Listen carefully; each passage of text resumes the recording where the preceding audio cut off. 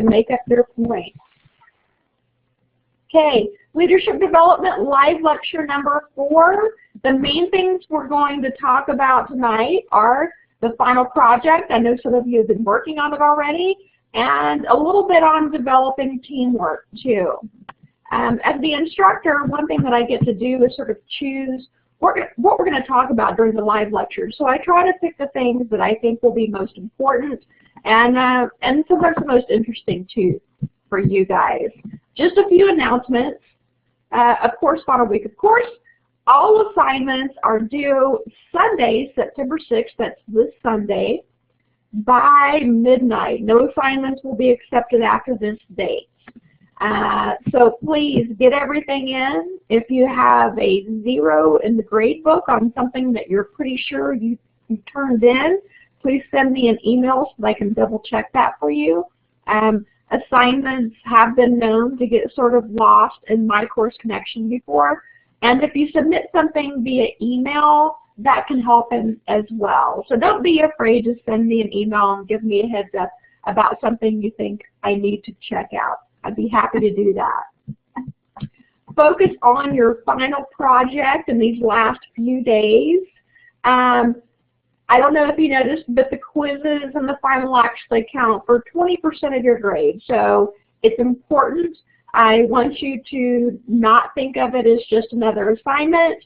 I want you to pay special attention to it. Be sure you spell check. Have somebody proof it if you can to make sure it sounds okay.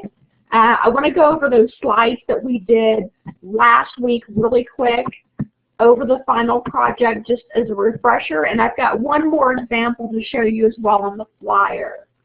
So I hope you guys are doing okay with this. Remember for the final project to tell me who you are as a leader. This is focusing on you, and I really want to bring that out because I've had a few people submit drafts to me, which is wonderful. I love that.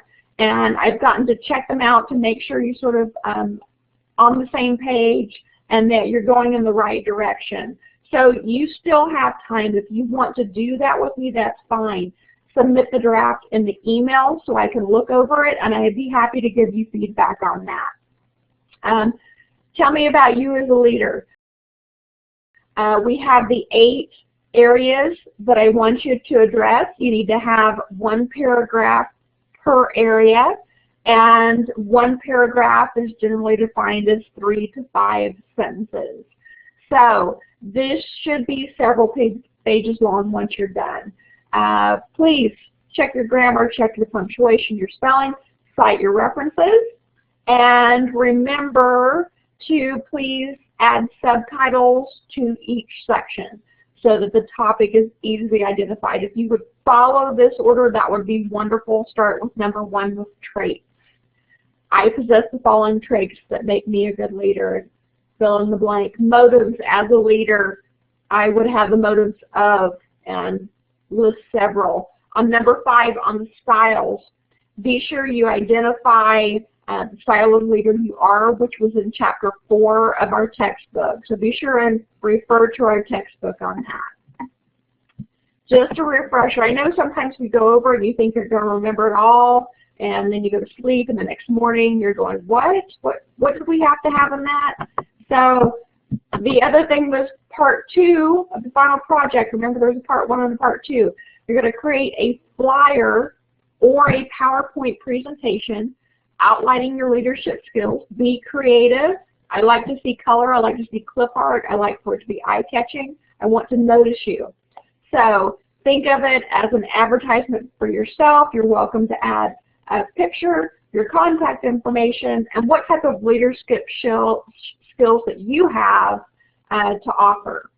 And I don't want you to think of this as a resume. I want you to think of it more as a leadership flyer for you. So here is an example, another one that I found. Now, take a moment to just sort of look over this. Now, number 1, there may be a little too much information in this. It's actually more of an alternative resume, but I like what Horatio did here. There's a little bit of humor in it. There's some emoticons. There's some color. So if you look at the very top, it says, "They call me Horatio West, established January 20th, 1984, made in Jamaica." So we've got when he was born, where he was born, what he does, some of his skills, which you could definitely list skills, that would be fine, but let's, instead of just listing general skills, let's call that leadership skills. Software and proficiencies, kind of showing what he's good at, a little bit about his education experience.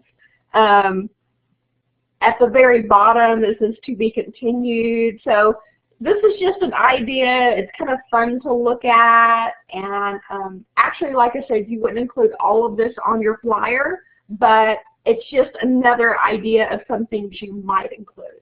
So I hope that'll help you out a little bit. Keep it simple. Keep it to your leadership skills, specifically you. Okay? Let's hop on over to our last lecture, Chapter 9, Developing Teamwork. And just as last week, I brought up kind of a leader to spotlight. Have you guys ever heard of Jack Stack? Has anybody ever heard of this guy? Nobody? Nope. No, nobody. Well, here's the thing. I never heard of him either until last year is the first time I heard about The Great Game of Business. And it's worth a read. It's actually a book. It's also a training method.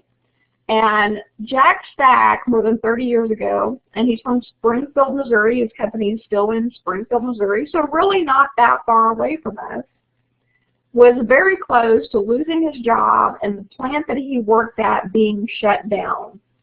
And he and his employees were able to buy their plant, their International Harvester plant, and turn it around. So 30 years ago. Now think back to the business style and the leadership style of 30 years ago. It was more, I'm the boss, listen to me, do what I say, right? But he was a very forward thinker, and he's actually considered, or some people consider him, the father of open book management. And open book management means you're clear. You want your employees to know what's going on. You have an open door policy. Any employee can come talk to you. You want them to know how the books look right now, how the company is financially. And what they do, or what he did in the beginning, was he taught all the employees how to read the financial statements. And I mean everybody, down to the maintenance people, the cleaning ladies, people that worked at the front desk. It didn't matter who you were. If you worked at that company, you were important to him. And he made big differences. So first he taught them how to read the financial statements. Then they set a company goal. What do we want to do here? Do we want to raise profits? Do we want to work more efficiently? So they set their goal, and then they turn to each section and say, hey, we want you to come up with a mini game to help achieve this goal. And here's the thing, they made it fun. So you got to pick your mini game. What are you going to do to help change something about the company? How are you going to cut costs? And once you achieve that goal, what do you get? You get a prize.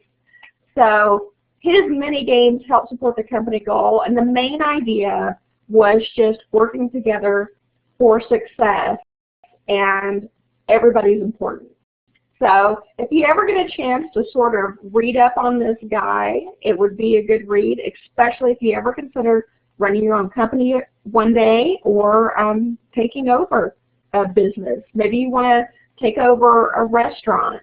I'm not sure what all your goals are in life, but take a minute and learn a little bit about Jack Stack. Okay? So teams and teamwork.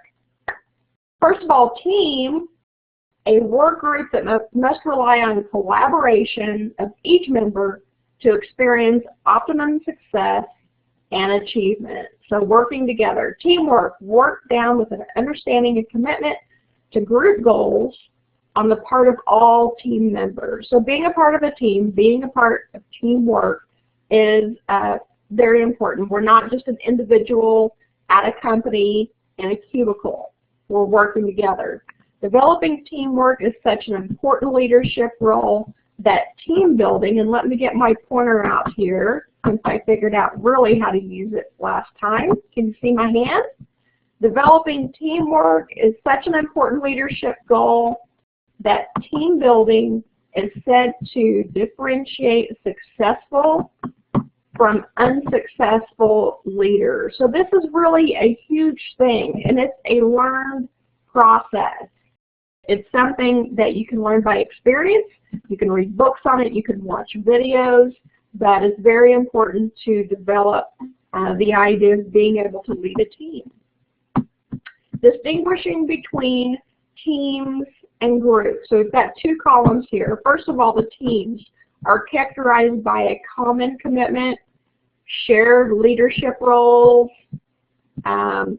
accomplishing collective work products, and basically just working together, discussing things, and doing real work together. Groups, on the other hand, may not really have a strong commitment. The members tend to work slightly more independently, and this is where you get the idea of an employee being off to themselves and doing their own work as opposed to being a part of the team.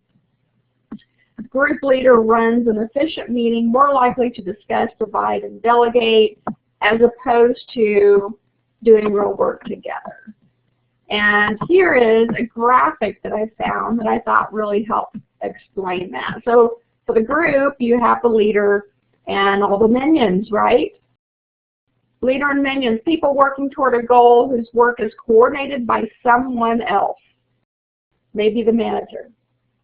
And then over here, the team, people working towards a common goal who coordinate their work amongst themselves. So really working together. Looks almost like a basketball team plan over here, all the different lines. Whereas here is I am the leader, do as I say. Key roles for a team-based leader. One of the most important things you'll do is helping build trust. If they don't trust you, they're not going to follow you. So you have to build that trust in being honest and doing what you say you're going to do. Inspiring teamwork, coaching team members, facilitating and supporting the team's decisions, expanding the team's capabilities, creating a team identity. And this is wonderful. Do you guys ever remember in maybe high school where you had to form a team and you had to come up with a team name and maybe a team slogan? I remember doing that in junior high and high school as well. And it may have been just for a little group project, but it really did help bring everybody together. Anticipating and influencing change, inspiring the team toward higher levels of performance, so you want them to do better. Enabling and empowering group members to accomplish their work, and encouraging team members to eliminate low-value work. So we're focusing on what's most important. Fostering teamwork involves three basic things. We've got the leader's personality, and here's the thing, you know, a lot of great leaders, when they're first born, weren't necessarily charismatic and charming. It's something that they've developed over their lifetime and through their experiences. So the leader's personality is part of it. Informal techniques are part of it, using the leader's resources, and some formal techniques are as well. We're going to go over each of those really quick here. The teamwork action leaders can take using their own resources, which was number 2, is helping to define the team mission, establishing a climate of trust, there's trust again, emphasize pride in being outstanding, use a consensus leadership style, encourage cooperation with another group, encourage the use of jargon, so words that you use within your industry. Minimizing micromanaging, micromanaging is kind of the bad word now, and practicing e-leadership for virtual teams as well. As our economy grows, as technology expands, we see more and more virtual teams. Once upon a time, I was a nanny for a guy that ran his own business from home. He designed a lot of the back end of huge websites, database management, and did a lot of work from scratch.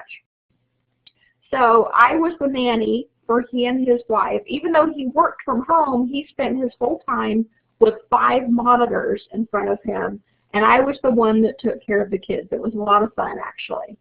But his team consisted of computer programmers that might be located in Russia, South America, various places in Europe, and it was really amazing to see what he did to manage that team and to inspire that team. So it can definitely be done.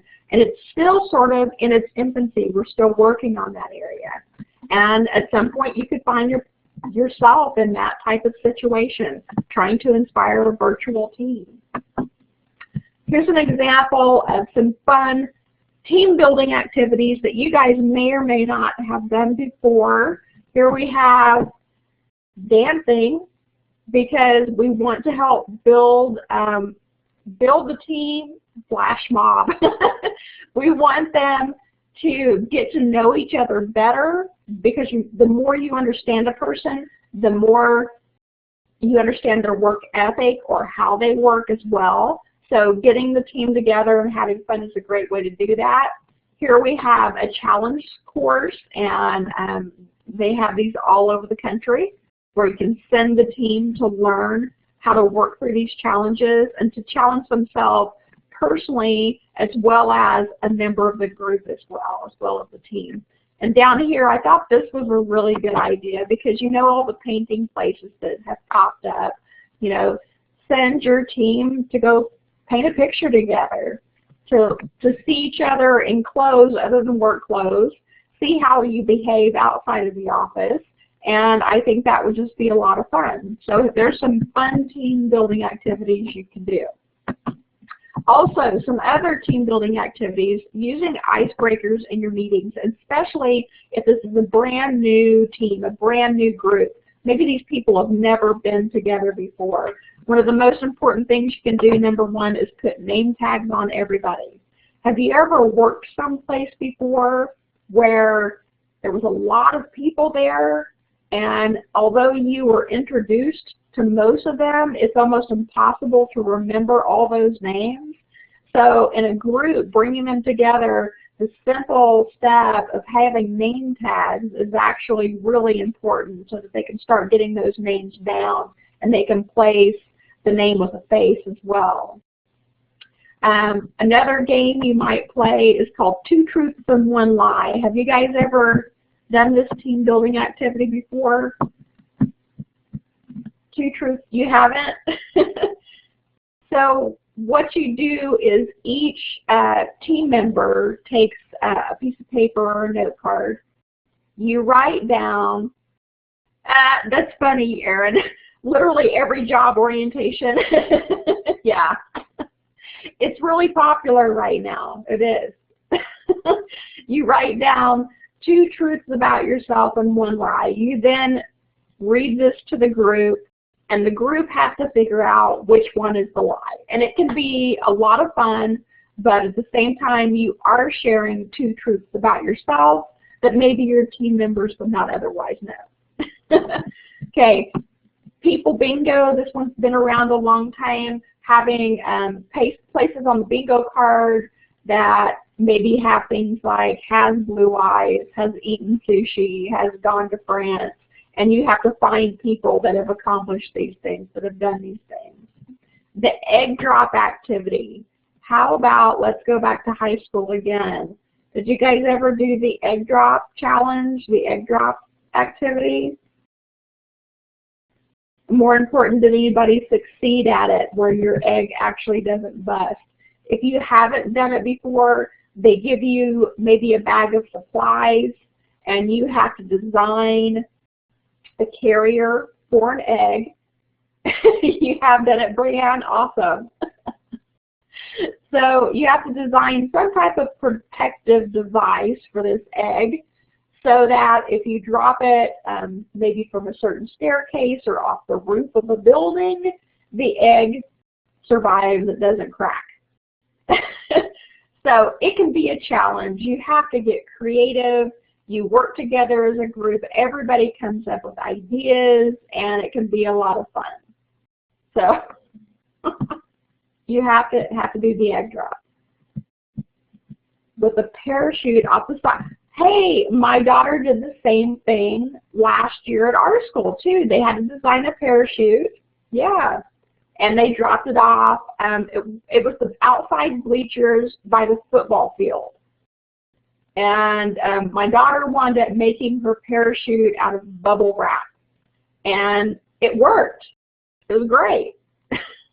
You had to build it, though, to open up like a parachute. And it was really great to see the ideas that everybody came up with, too. So you're slowing down the velocity of the egg in hopes that it does survive the drop. And the last one is meet your neighbors. And I don't know if you've ever heard of this, but if I were managing a business and it were decent size, I would definitely use this idea. And the first time I used it was when I started work at Community Care College. So what they have is a list of people that you need to go meet with in your first 60 days. So my list included the directors of each of our campuses, of Clary Sage, of OTC, and of CCC. So I got to meet all three. I then had to meet with the head of each program as well. So I got to know a little bit about each of the programs that we offered, and it was really amazing to go through that process. I gained information that I would not have normally gotten to. Maybe after years of being there, I could actually understand each of the programs, but instead I got that within 60 days. Oh, Samantha, you did it too at your high school? Yes, science project, you got it. Egg drop science project. Nothing wrong with adults doing it as well. So also, anyway, so I had a list of about 30 different people that I had to go meet, and I had to get their signature that I had met them, so I had to kind of prove it. But I learned so much in the process, and I really recommend it for anyone so that other people can understand what you are doing as well in each department. Because specifically, too, at universities, sometimes we just pull up in our office, and we don't really know what's going on in other departments. But OTC and CCC and Clary Sage are all very transparent departments, and I love that about them. Here's a few more examples that I've brought up. These are teamwork actions requiring organizational structure and policy. From 2 slides back, this was number 3. Designing physical structures that facilitate communication. CCC is actually considered the home base, but all 3 colleges are on Sheridan, so that we come together once a month for a monthly faculty meeting, and we meet everyone. Emphasizing group recognitions and rewards through emails, monthly group meetings, door prizes for these meetings. It's wonderful. Initiating rituals and ceremony. At CCC, we always celebrate work anniversaries. Hey, you've been here 1 year. Hey, you've been here 2 years. I met several people that have been here from the beginning, and I'm wanting to say that's been 18 years on several different people that have followed this college as it grows. It's really neat. So they celebrate birthdays, and then the yearly graduation is amazing in May. I believe last year we graduated a little over 800 people. So this isn't a small graduation. You have no idea how many people are around you to support you through this. Practicing open book management is important.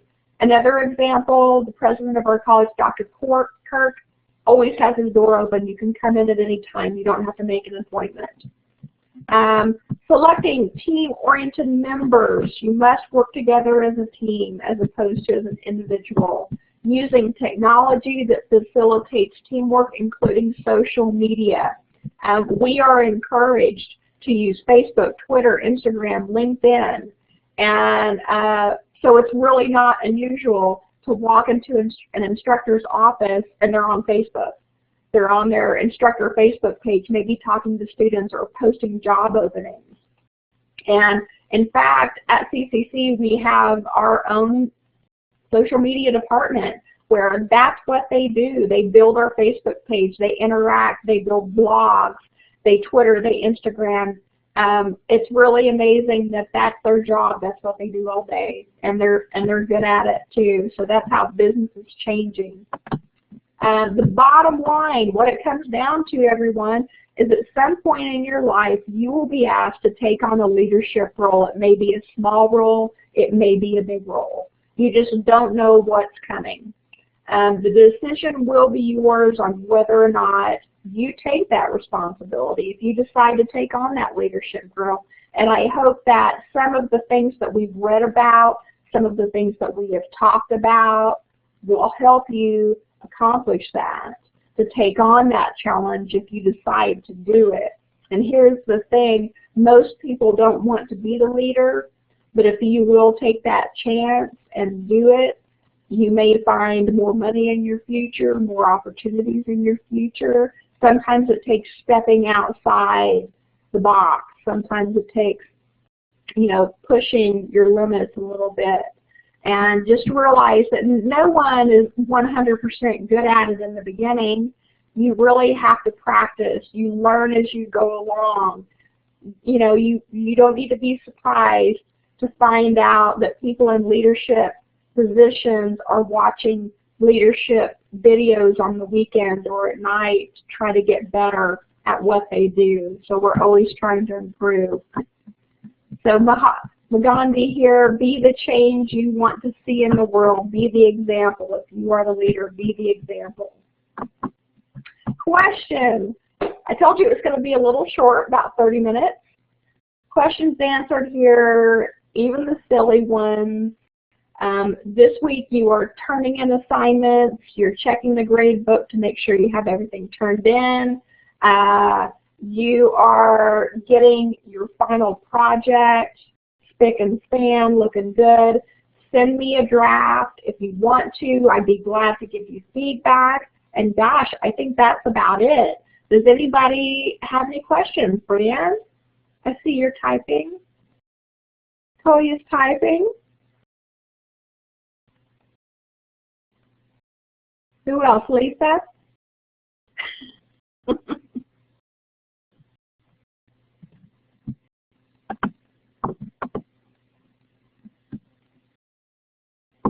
None here. Yay, I covered everything, Lisa. Awesome. Thank you. Guy, I'm glad you were here. And guys, I'm happy you survived it with me. You're good too. Well, hey everybody, good luck in whatever direction you're headed towards. Through Google Docs and prior to Microsoft Word wants me to subscribe again. We'll use, oh yeah, I can definitely use Google Docs, no problem. Send me the link. If it won't let you do that in My Course Connection, then just send it to me, email Brian.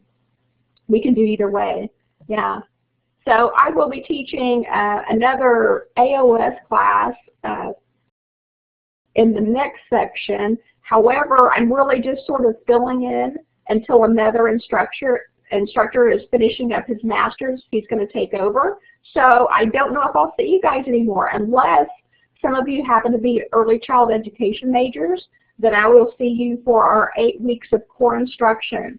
And I want to wish you all good luck in your chosen area. I'm at CCC on Tuesdays. If you ever have any questions, I'll try to get the right answers for you, okay? And have a good night. Have a good life, right? Thank you.